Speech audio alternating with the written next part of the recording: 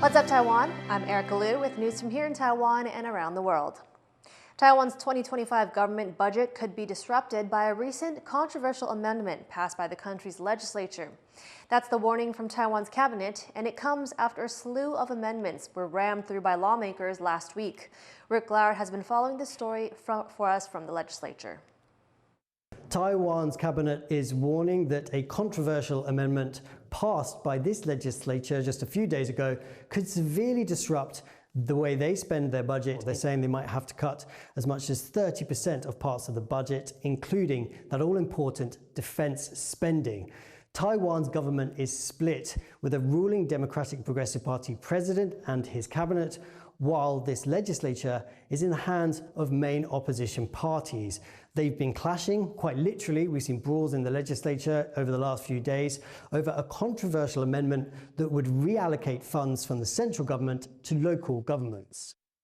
那大家可以看到哦，这对台湾我们的自治来说是一个重大里程碑，而且这一次的修法的重点呢是把饼做大，希望能够让地方的这个自主财源能够更加的丰盛。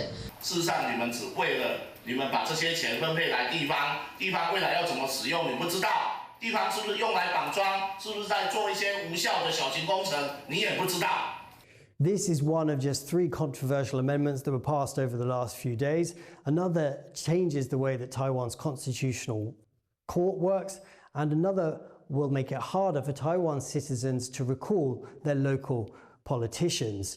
Taiwan's cabinet has said these laws are going to be difficult to implement, and over the weekend, Taiwan's President Lai Ching-te said that they could deprive Taiwan citizens of some of their rights and that they will endanger national security. This is not the first time that we've seen controversial amendments, legislative brawls, and protests over the last few months. Taiwan's cabinet has said it's still considering how it will move after these reforms were passed in the legislature, but there is, of course, the option that Taiwan's president refuses to sign them into law. This is all happening in just the first few months of 4-year legislative and presidential terms. So we can expect that this sort of political turmoil will continue for the foreseeable future. Alex Chen, Justin Wu, and Rick Liu in Taipei for TaiwanPlus. For more on what the new legal changes mean for Taiwan's politics, reporter Chris Gorn spoke with political risk analyst Ross Feingold.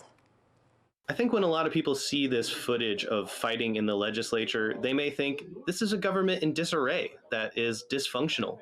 Are they wrong? They're wrong in the sense that this kind of pushing and shoving or blocking the doorway, even more violent interactions between legislators from the different parties is somewhat out of the ordinary, but it actually is quite ordinary. Taiwan has a long history of this, but eventually legislating proceeds, even if one side or the other does not like the outcome. Let's say all of the amendments that passed eventually make it into law. How big of a change would this be? Is it the kind of thing that would impact politics for years to come, or is it a more marginal change? I think these are significant changes. Increasing the quorum requirement for the Constitutional Court could have implications for laws that haven't even been passed, or other types of challenges to whether something is constitutional or not. Thinking of things like marriage equality, where it was interpretations by the executive branch that were challenged as being unconstitutional and eventually were found to be unconstitutional.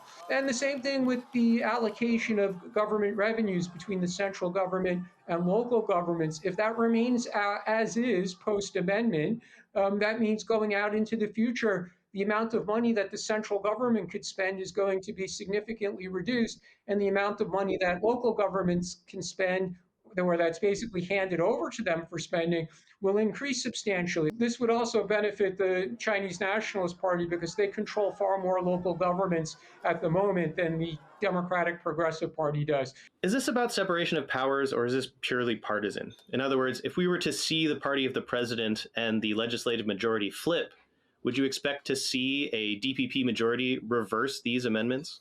No, I would expect them to continue to support these changes, because if they had a legislative majority, it might give them more power. So Again, when the shoe's on the other foot, we see the parties acting in the opposite way to which they previously acted, and that's one of the traditions of Taiwan democracy.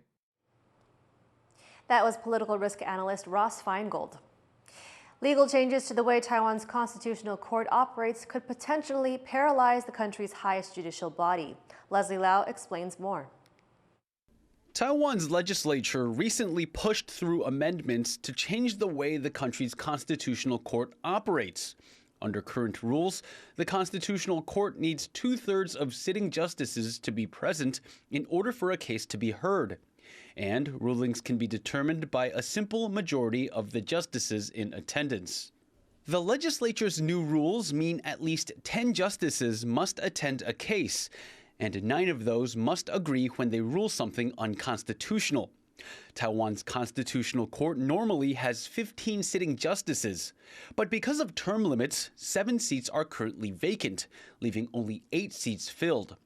That means Taiwan's Constitutional Court does not meet the minimum threshold for justices to hear cases, leaving the system deadlocked.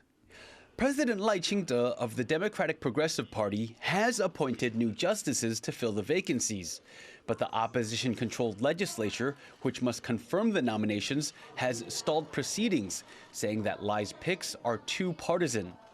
Civic groups are now bringing attention to the stalemate and are sounding the alarm. The Constitutional Court is scheduled to rule on limitations in sexual abuse cases dating back to 2006. The Justice Ministry estimates that over the past decade, there have been nearly 700 cases of child sexual abuse that have gone unanswered because of Taiwan's 20-year statute of limitation restrictions. 性暴力幸存者其实呢，他们都经过了10到20年才敢有自己的表达。就是说，当他鼓起勇气想要向外求助，想要寻求司法救济的时候，其实已经来不及了。通过的新的修法提高了这个门槛，不仅对于人民的权益保障没有办法达到，它更是一个退步的修法。While the reform saga plays out, there are real victims on the sidelines waiting for a ruling. Without Taiwan's Constitutional Court functioning as it needs to, the judiciary will be unable to answer some of the biggest questions facing society. Ryan Wu and Leslie Liu for TaiwanPlus. Taiwan's legislative speaker is set to attend U.S. President-elect Donald Trump's inauguration on January 20th. Politico is reporting that Han Kuo-yu, a KMT politician, will lead a large delegation of Taiwanese officials to the event in Washington, D.C. Taiwan usually sends representatives to U.S. presidential inaugurations, despite backlash from China. The country sent 11 bipartisan reps to Trump's first inauguration in 2017. Trump has also invited Chinese President Xi Jinping to attend in January, though he's not expected to go. People gathered in Taipei over the weekend to celebrate the 5th anniversary of Dragon Dungeon Day with the country's largest Renaissance fair.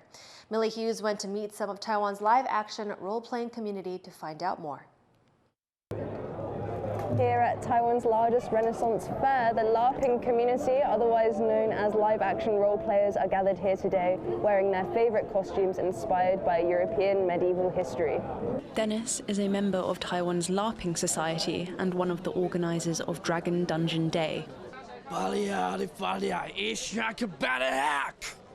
LARP is live-action role-play， 它意思就是有点像真人的角色扮演游戏。我们小时候都玩过什么 RPG 或线上游戏，那 LARPing 就像是真的人来玩线上的 RPG 游戏一样，所以你会有真实的互动，比如说你拿武器互相打来打去，那你可能会有真实的对话跟穿着衣服。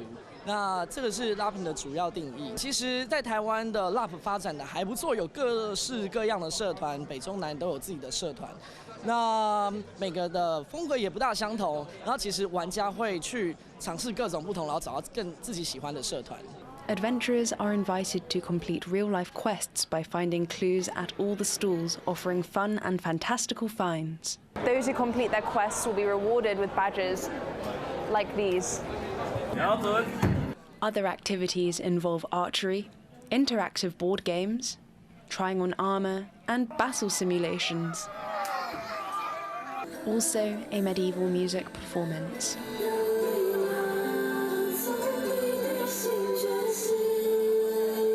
释放压力这一块，还有就是我们算是模拟实战的一些竞技类的一些运动，它算是一种 sports， 你可以把它当成一种 sports。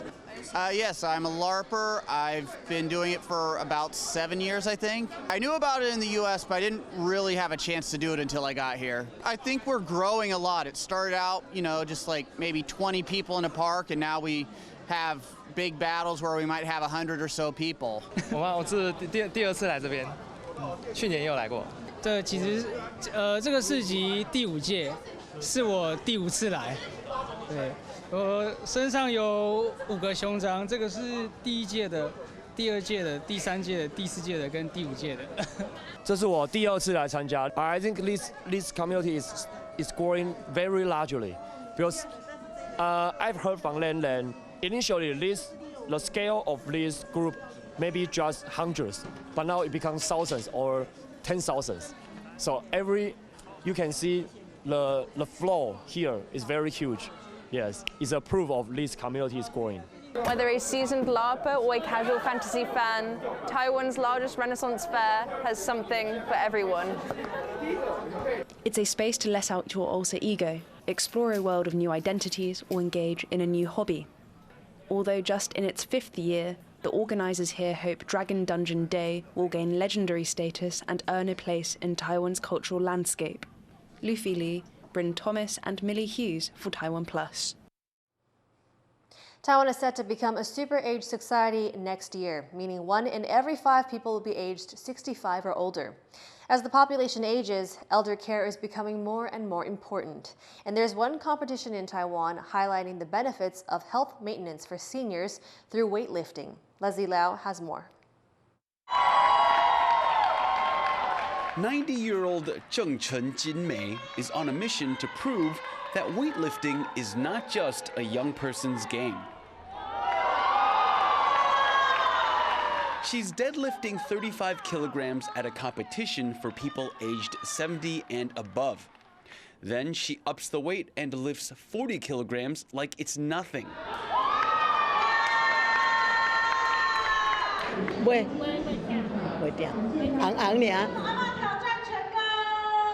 Zheng Chen started lifting weights in 2023 after a car accident injury left her idle and on bed rest. 原本阿嬷在车祸前是2020年车祸前是很健康的，然后因为老人家一跌倒一休息，然后老人的那些退化症通通都一直出来。好，再这个。 Zheng Chen's family asked her to start weight training to maintain her health, and it worked. 我有甲在老人讲哦，大家来做，唔是讲咱要来做安怎，是身体太健康。无我迄阵啊，都直直翘骨咯，啊直直袂行。 At the competition, Zheng Chen's big moment comes when she deadlifts 45 kilograms. Organizers put on this weightlifting competition to help raise awareness about seniors' health. Taiwan is set to become a super-aged society in 2025, meaning a 1/5 of the population will be over 65 years old by then. Promoting healthy habits among Taiwan's growing senior population is now an important part of the country's health objectives. 应该说，我们办这比赛也是一个沟通的方式。为什么？我们就是直接让我们的长辈直接来现场看。所以说，你看我们这个长辈，你看70、80岁 ，even 90岁，他都可以做这个6、9样的硬举，他可以做的也是蛮重，70、80公斤。Zheng Chen Jinmei has gone against all odds at 90 years old, proving that advanced age doesn't have to mean losing your strength.